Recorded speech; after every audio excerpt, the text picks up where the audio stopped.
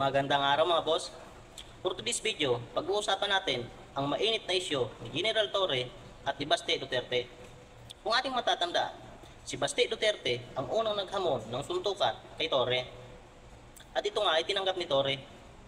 Subalit ng mga nakarang araw lamang, ay napabalita na itong si Baste ay umalis ng bansa. Kaya hindi ito nakadalo sa venue ng magiging laban nila ni Torre. Kaya itong si Baste ay umani ng samot-saring pambabatiko sa mga tao. Nakaisyo, duwag daw itong si Baste.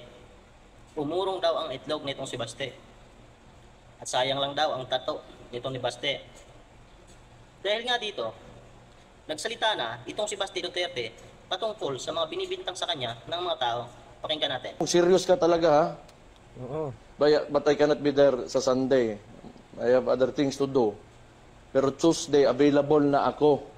Maghintay ka, huwag kang sino para sabihan ako na Sunday ka agad. Kunting advice lang, mag-ensayo ka. Ganun naman pala eh.